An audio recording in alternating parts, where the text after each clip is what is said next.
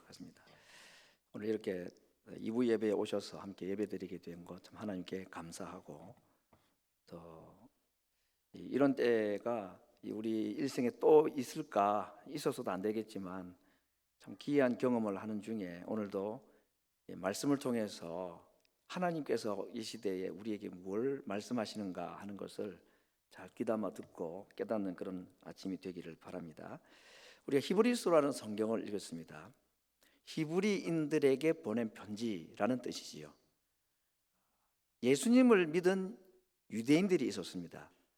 여러분, 유대인들 지금도 주이시들인데 이들이 지금도 예수님을 참 잘 안 믿지만 이 당시에도 예수님을 유대인들이 믿는다는 것은 정말 기적적인 이야기였습니다. 믿을 수가 없는 상황입니다. 왜냐하면 유대인들 생각으로는 예수님을 절대로 그들이 믿을 수 없는 이유가, 첫째, 자기들만 구원받는다. 유대인들, 하나님께서 우리 민족만 구원하시기로 택하셨다는 이 선민 사상에 비춰보면 이 예수라는 이름을 가지고 온 이 유대 청년은 이방인들도 구원한다고 말하니까 자기들이 가지고 있는 신앙이랄까 그런 기대감하고는 전혀 다른 모습이었고, 구약 성경에는 이 나무에 달려 죽은 자는 하나님께 저주를 받은 자라고 기록을 해놨기 때문에 예수님은 하나님께 저주받은 자인데 어떻게 그가 구원자가 될 수 있는가, 그런 이유들 때문에 예수님을 믿을 수가 없었습니다. 바울도 그랬었습니다.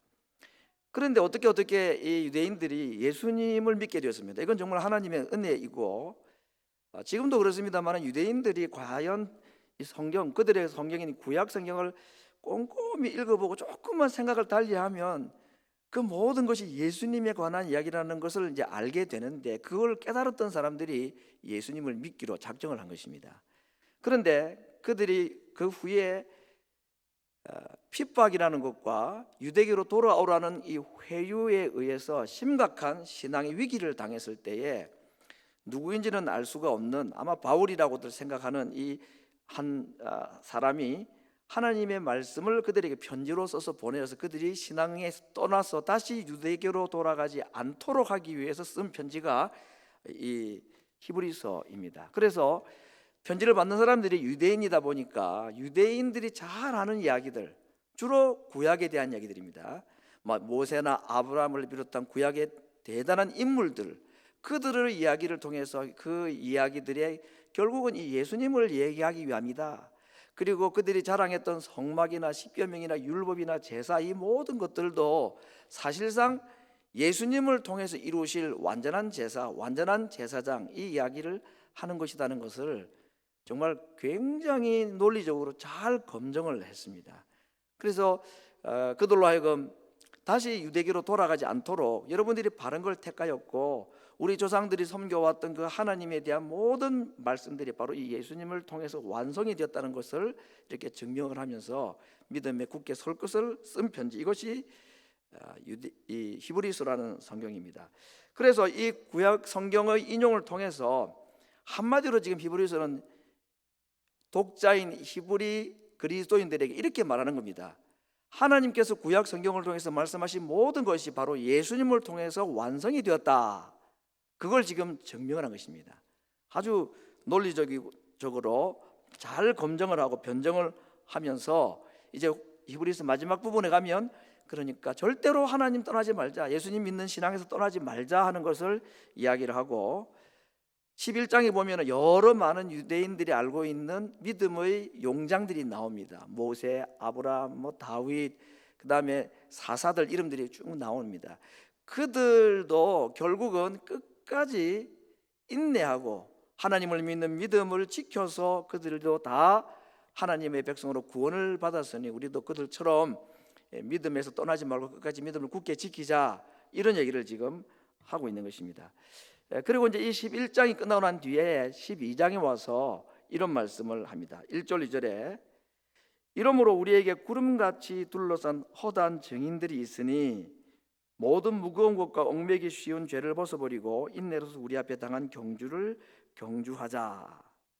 이 구름과 같은 많은 증인들, 11장에 나오는 믿음의 영웅들을 우리를 둘러싸서 보고 있는 관중으로 생각했습니다. 경기장에 둘러서서 이 운동하는 경주하는 이 운동 선수를 격려하는 관중으로, 또는 나도 그 싸움을 끝까지 잘 이겼으니까 너희들도 이 경기장에서 낙심하지 말고 끝까지 이 경주를 잘 싸워 이겨라 하고 응원해주고, 관중으로서 응원으로서 지금 이 편지를 받는 유대인들, 후배이고 그들의 후손들인 믿는 자들인 그들을 격려하고 이게 인내를 북돋아주는 이야기를 하고 있다. 이걸 이제 히브리서 12장에서 그렇게 말씀을 하고 있습니다. 여기에 무거운 것과 얽매기 쉬운 죄, 무거운 것이라는 것은 운동한 사람은 무거운 걸 벗어버려야 되겠죠. 이제 히브리서 기자는 이제 이 무거운 것을 그렇게 말한 것입니다. 그림자나 모형에 지나지 않았던 구약의 모든 것, 율법, 그게 우리로 하여금 경주하지 못하게 만들고 우리를 자꾸 붙잡는 것 같은 그런 무거운 것이니까 그거 벗어버려야 된다. 왜냐하면 구약에 있는 모든 제사나 이런 것들은 결국 예수님을 보여주기 위해서 잠시 사용한 하나님의 이 모조품들인 것이니까 그걸 붙잡으면 안 된다는 것이고, 얽매기 쉬운 것, 그것은 지금 같은 시대를 살아가는 사람들이, 믿는 사람이든 믿지 않는 사람이든 그 시대마다 시대의 풍조라는 게 있고 가치관이라는 게 있습니다. 그래서 그걸 따라가는 사람들을 보면 내가 지금 바르게 살아가는 게 맞는가, 인생을 이렇게 살아도 되는가, 이런 생각이 자꾸 얽매기가 쉬운데 그것을 다 벗어버려야 된다. 두 번째는 우리도 믿음을 포기하지 말고 끝까지 인내함으로 경주하자. 이런 얘기를 지금 11장에 있는 많은 믿음의 영웅들을 얘기하면서 그렇게 결론적으로 말씀하고 있습니다. 그러나 히브리서 기자가 정말 하고 싶은 얘기는 그 다음 이야기입니다. 그들이 우리를 응원하고 또는 격려하고 우리에게 어떻게 경주하고 어떻게 싸워 이기게 되는지 증인이기도 하지만, 우리가 정말로 바라야 될 분들은 모세도 아니고 아브라함도 아니고 다윗도 아니고 우리의 믿음을 시작해 하신 분, 창시자이신 예수님, 그리고 우리의 믿음을 끝까지 완성시키시는 그 예수님을 바라봐야 된다. 아브라함이 우리에게 믿음을 준 게 아니라는 얘기입니다. 다윗이 우리에게 믿음을 준 게 아니다.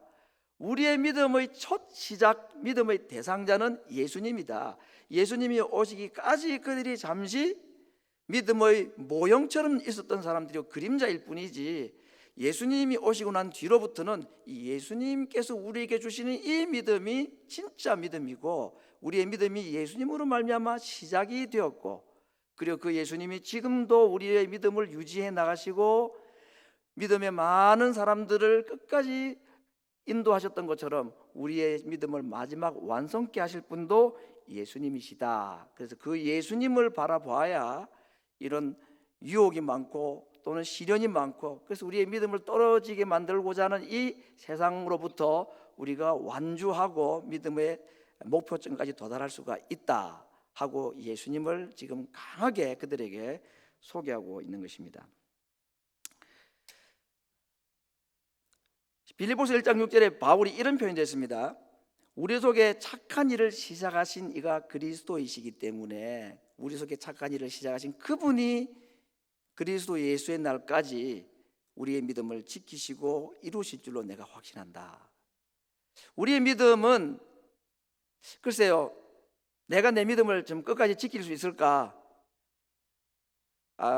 그럴 수 있을 것 같다 생각이 들지 모르지만 사실은 우리의 믿음을 지킬 수 있는 분은 예수님밖에 없다. 그 예수님을 우리가 끝까지 붙들지 않으면 언제든지 우리도 믿음에서 떨어질 수 있다는 것을 지금 경고를 하고 있는 것입니다. 핍박과 유혹이 많은 세상에 우리도 살아갑니다. 그래서 수많은 사람들이 교회를 떠나고 있습니다. 지금 이 시대는 더더군다나 그렇습니다. 한국은 출산이 안 이루어져 가지고 인구 절벽이라는 말이 나옵니다. 그냥 수치가 푹 떨어집니다. 절벽처럼. 근데 믿는 자의 이 숫자는 한국의 인구 절벽보다 더 가파르게 떨어지고 있습니다. 정말 믿기지 않을 정도로 한국 교회가 이렇게까지 약해졌는가. 주일학교가 없는 교회가 너무 많고, 그 과거에 과거라 그래봤자 오랜 것도 아닙니다. 한 20년 전만 해도 수많은 사람들이, 청소년들이, 대학생들이 가득가득 메웠던 그 수련회니 무슨 집회니 이런 것이 지금은 찾아볼 수가 없습니다. 가지도 않고 그런 모임 자체가 아예 열리지를 않는 그런 때가 되었습니다. 어느 정도 정확한지는 모르겠지만 고등학교를 졸업한 이상, 대학생 이상의 이 청년들의 한국의 복음화율이 3%라는 얘기를, 정말 믿고 싶지 않은 얘기. 100명 중에 3명이 교회를 다니는 사람이라는 겁니다. 지금 그 젊은 청년들은. 그래서 저 젊은 청년들끼리는 하는 말이 요즘도 교회 다니는 사람이 있나 그렇게 말한다는 겁니다. 정말 어쩌다가 이렇게까지 되었는지 모르겠습니다. 이 거대한 시류들, 이 흐름들 앞에서 내가 끝까지 믿음을 지킨다? 이미 기성세대가 된 우리들에게는 모르겠지만 젊은이로 살아가는 이 시대의 사람들에게는 정말 엄청난 도전이 아닐 수가 없습니다. 끝까지 이 믿음의 길을 걸어간다는 것이 이들에게는 얼마나 힘들고 어려운 싸움인지 모릅니다. 핍박도 있고 유혹도 있고 세상 사람들과 달리 살아야 되는 이 고통이 그들에게는 여간 크지 않기 때문에 그렇습니다. 그 싸움에서 이기기 위해서는 무엇이 필요한가? 오늘 히브리서 기자는 말합니다. 인내가 필요하다 그랬습니다. 끝까지 견뎌야 된다. 어떤 유혹이 있고 어떤 핍박에서도 끝까지 믿음을 지키고 인내해야 된다. 근데 그 인내가 내 마음대로 안 된다는 겁니다. 그 인내를 하기 위해서는 우리의 인내를 도와주실 수 있는 분을 끝까지 바라봐야 되는데 그분이 바로 예수님입니다. 예수님 바로 봐야 인내가 가능하다는 겁니다. 그래서 2절에는 그렇게 말합니다. 예수님이 어떤 우리의 인내의 모델이 되셨는가? 예수님은 자기 앞에 있는 즐거움, 그건 우리의 구원이죠. 오늘 개인적으로 말하면 나의 구원을 기뻐하셔서 십자가를 참으셨다 그랬습니다. 부끄러움을 개의치 않았다 그랬습니다. 나 한 명의 구원이라는 이것을 기뻐하셔서 예수님은 조금도 부끄러움을 개의치 않으셨다. 두 번째, 예수님은 우리로 하여금 피곤하고 낙심하지 않기 위해서 신앙생활의 여정에서 이 긴 신앙의 경주에서 낙심하고 포기하지 않도록 하기 위해서 예수님께서 또 하신 일이 뭐냐? 자기를 거역하는 자들을 참으셨다 그랬습니다. 여러분, 예수님께서 십자가에 달리셨을 때만 해도 그렇습니다. 사람들이 예수님을 조롱합니다. 당신이 남은 구원했는데 자기는 구원하지 못하느냐? 스스로 자기를 구원하여서 십자가에서 내려와 봐라. 그러면 우리가 당신을 믿겠다. 그렇게 예수님을 조롱했습니다. 그걸 예수님이 다 참아내셨습니다. 십자가에서 내려올 수 있는 능력이 없어서도 아니고 자기를 스스로 구원하실 수 있는 능력이 없어서도 아니라 그렇게 되면 우리의 믿음을 완성시킬 수가 없기 때문에 끝까지 그 조롱을 참으시면서 마지막 운명에까지 자리에 가셨다는 겁니다.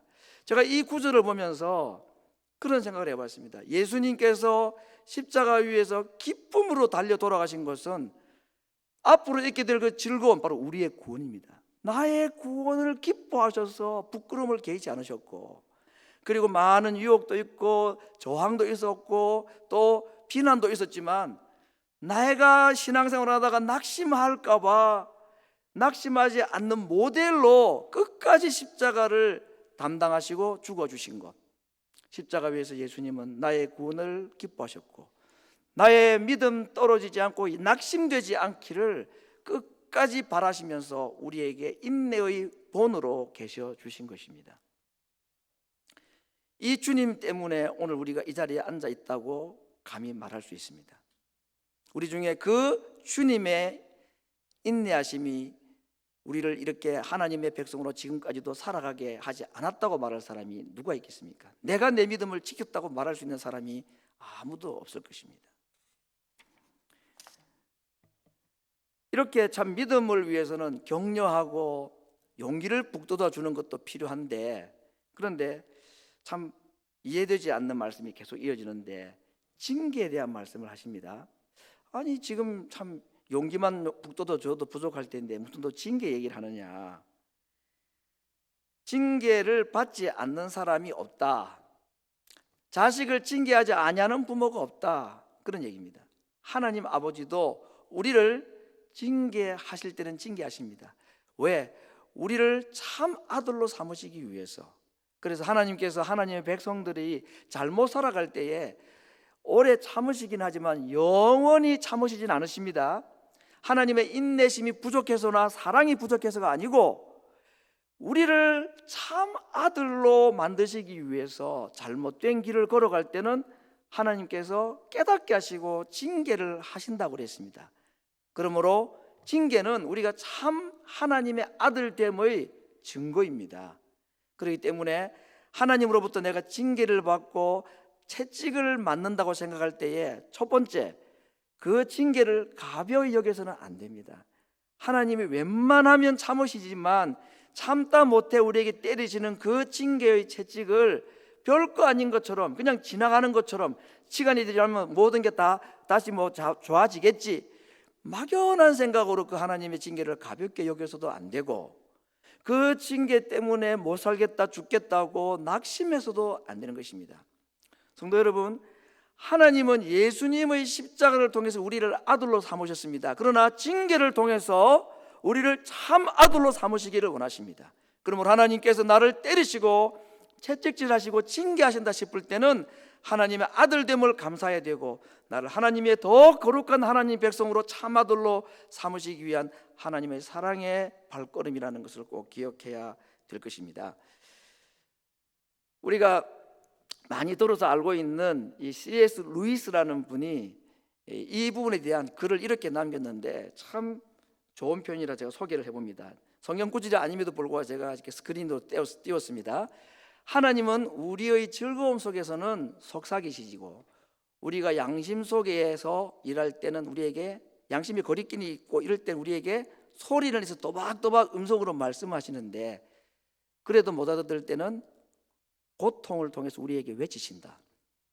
즐거움은 속삭임이고 양심의 가책은 하나님의 말씀이라면 내게 있는 인생의 고통은 하나님의 외치심이라 그랬습니다. 제가 스크린에 넣지 않은 구절 하나 더 넣겠습니다. 귀목은 이 세상을 위해서는 하나님께서는 마이크를 사용하신다까지 했습니다. 메가폰을 쓰신다.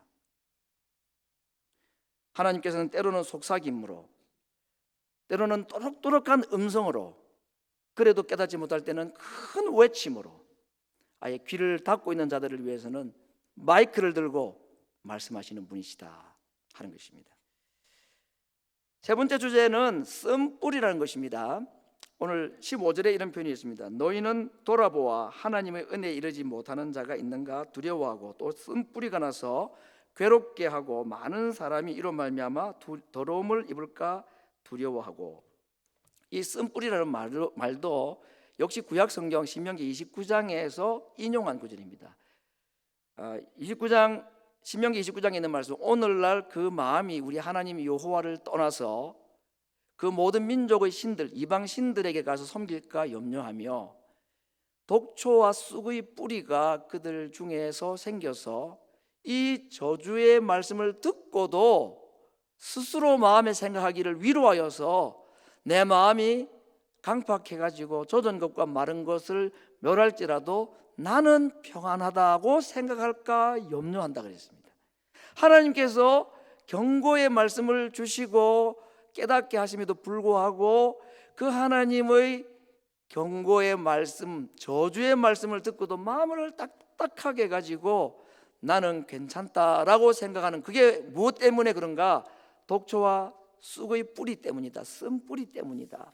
그 쓴뿌리가 마음속에 딱 자리 잡고 있으면 하나님의 음성조차도 들어오지 않고 하나님의 경고를 듣고도 무시하게 된다. 그렇게 될까 두렵다고 그렇게 말씀하셨습니다.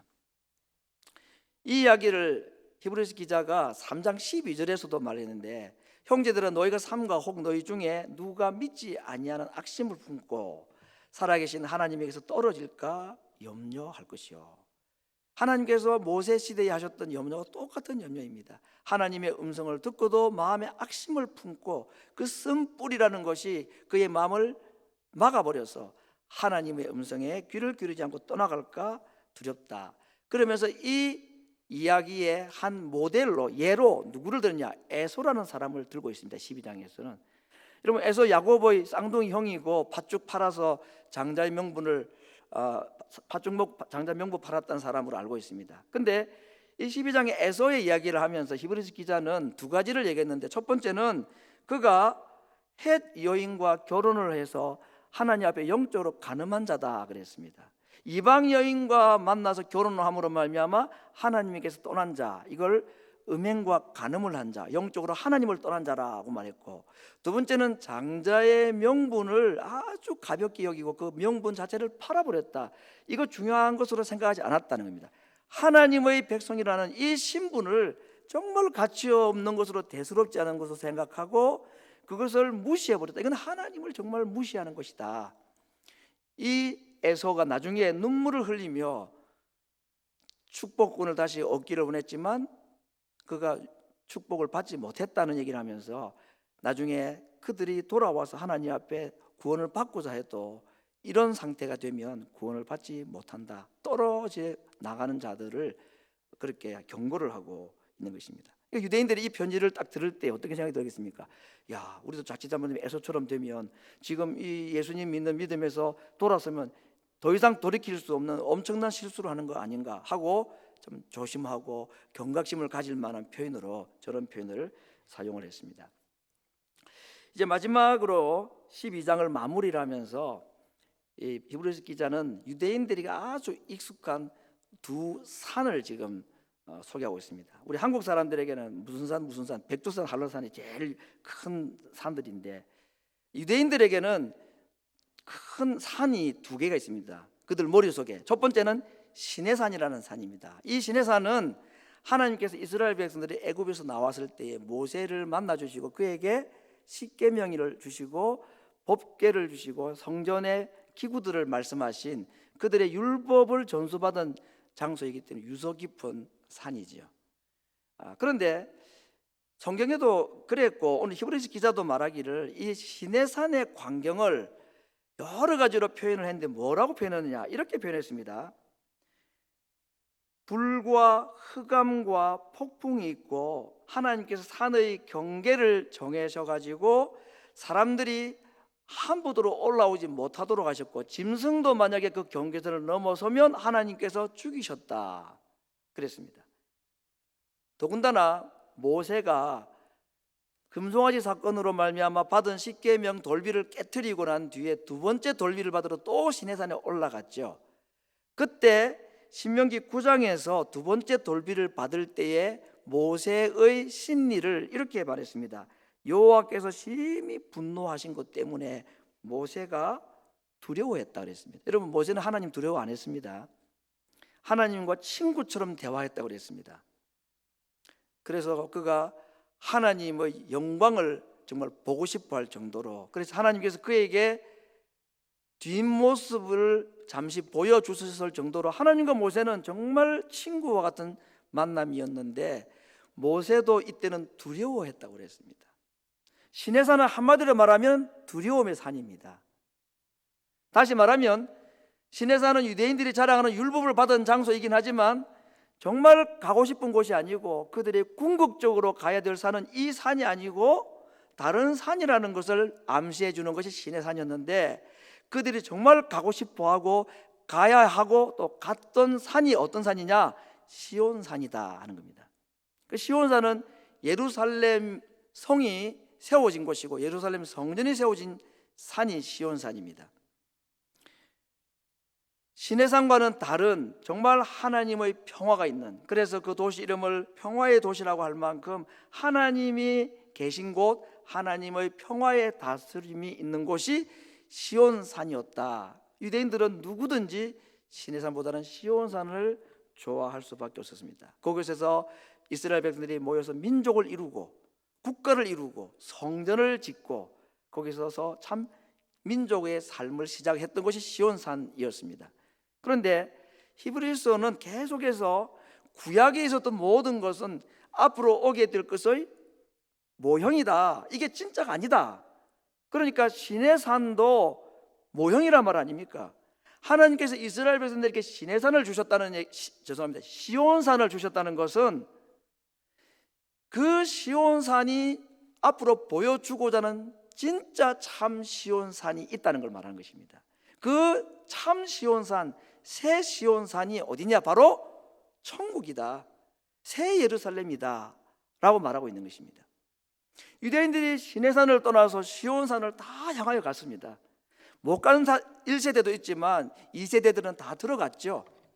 그런데 히브리서 기자의 주장은 그것입니다. 그러나 그들이 한 세대가 지나면서 40년 만에 도착한 그 시온산마저도 끝이 아니고, 그 시온산이 정말 우리에게 보여주고자 하는 새 시온산은 예수님으로 말미암아 주어지는 천국이 새 시온산이다, 새 예루살렘이 참 시온산이다 라고 말해주고 있는 것입니다.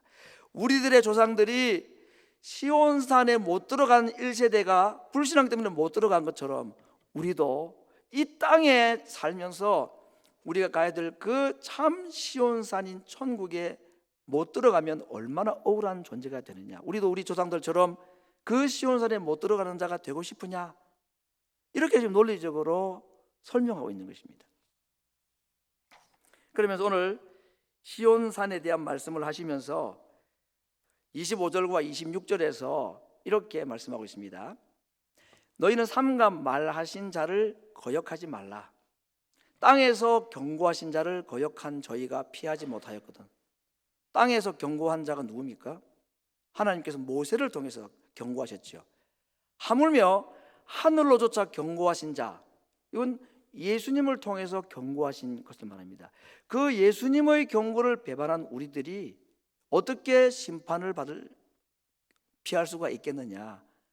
우리 조상들도 하나님의 경고를 무시하다가 시온산에 못 들어갔는데, 하나님께서 하늘로 경고하시는 이 경고를 듣고도 무시하게 되면 정말 새 시온산인 하나님 나라에 우리가 못 들어간다, 이렇게 지금 경고를 하고 있는 것입니다. 26절에는 계속 이렇게 말합니다. 그때에는 하나님께서 처음 시내산에 강림하실 때죠. 그때는 소리가 땅을 진동하였다. 하나님께서 시내산에 강림하실 때에 모세에게 말씀하실 때 땅이 진동했다고 그랬습니다.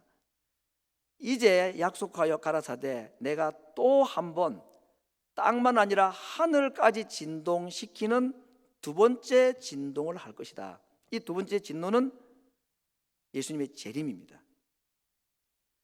첫 번째 진동도 하나님의 진노였고, 첫 번째 진동 때도 이스라엘 백성이 두려워했는데, 하나님께서는 또 한 번의 진동을 남겨두셨는데, 바로 예수님의 재림으로 말미암아 오게 되는 진동이다. 그 진동은 땅만 아니라 하늘까지도 움직이고, 오늘 성경 마지막 부분에 굉장히 복잡한 번역으로 이렇게 했는데 꼼꼼히 읽어보면 정말 다 무슨 말인지 이해가 되는 것입니다. 한마디로 하나님께서 마지막 두 번째 진동을 하시는 이유는 뭐냐면, 더 이상 흔들리지 않고 무너지지 아니하는 것만 남기시고 나머지는 다 무너뜨리기 위해서 마지막 진동을 하신다, 그 말씀입니다.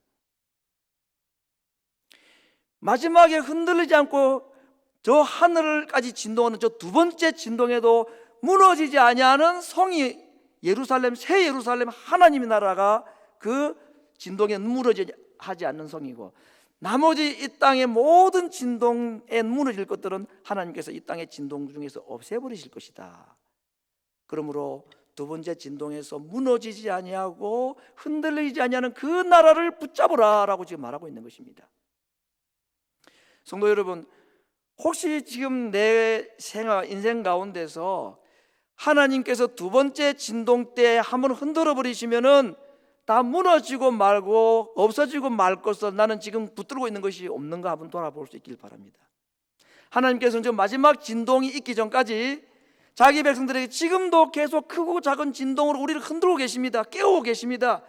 필요 없는 넘어질 것을 붙잡지 말라고, 무너질 것을 붙잡지 말라고 흔들어 지금 우리를 진동시켜 보는 겁니다. 코로나가 지금 그 중에 하나 아니겠습니까? 하나님께서 지금 이 땅 온 세계를 한번 정말 가볍게, 진도로 말하면 한 2.0 느낌이 있을뚱말뚱, 소리가 났네, 좀 움직였네, 한 진도계로 한 3.0 정도 되는 진동, 그거 한 3개월째 한 4개월째 흔들고 계신 겁니다. 왜 이런 일을 하실까요? 하나님 백성들에게 알려주고 경고하기 위함입니다. 이것보다 더 심각한 마지막 진동이 한 번 더 올 것인데, 하늘과 땅이 함께 진동할 그때에 무너질 그것을 붙잡지 말라고 말씀하는 겁니다. 무너지지 아니할 하나님의 나라를 붙잡고 우리가 지금 쥐고 있는 그것들을 내려놓을 것을 지금 진동을 통해서 말씀하는 것 아니겠습니까? 그래도 깨닫지 못하면 정말 하나님으로서도 할 수 있는 것이 있겠나 싶습니다. 하나님께서는 자기 백성들을 정말 사랑하셔서 마지막 진동 때 무너지지 아니할 나라를 쥐게 하기 위하여 지금 우리를 조금 흔들어서 하나님의 나라를 붙잡도록, 이 세상의 나라에 속하지 않도록 지금 우리를 흔들고 계신 것입니다. 속삭이시던 하나님께서 또록또록 말씀하시고, 그래도 못 들어서 소리를 크게 부르짖으면서 우리를 일깨우고 계신 때라고 생각을 합니다. 언젠가 우리가 이르게 될 그 새 시온산인 예루살렘 성에 이를 때까지, 그 흔들리지 않는 하나님의 나라를 우리가 유업으로 얻을 때까지 이 땅에 살아가는 동안에 하나님께서 흔드시는 그 진동 앞에서 하나님의 음성을 듣고 하나님 앞에 우리의 것을 내려놓고 믿음의 주요 온전케 하신 그 예수님만 끝까지 바라보면서, 세상에 유혹도 있고 핍박도 있지만 그 유혹에 넘어지고 우리의 경기를 포기하는 것이 아니라 그 주님 십자가 위에서 부끄러움을 참으시고 낙심치 않기 위해서 끝까지 버텨주셨던 그 주님을 바라보면서 우리 앞에 있는 이 믿음의 경주, 힘들고 어렵지만 다른 사람들은 모두 자기들 손에 많은 것을 쥐고 떵떵거리고 살아가는 이때에 우리는 조용히 내려놓을 것을 내려놓고 주님을 바라보면서 이 믿음의 경주를 끝까지 감당하여서 마지막 흔들리지 않는 나라에 이르기까지 또 다른 많은 믿음의 경주자들에게 부족하지만 또 한 번의 증인으로 그들을 응원하고 격려하는 격려자로 서서 하나님 나라를 향해 조용히 달려가는 모든 하나님의 백성 되기를 오늘 말씀으로 축원하고, 이 은혜로 하나님의 이 큰 은혜를 모든 백성들에게 함께 공유하고 전할 수 있는 하나님 백성 되시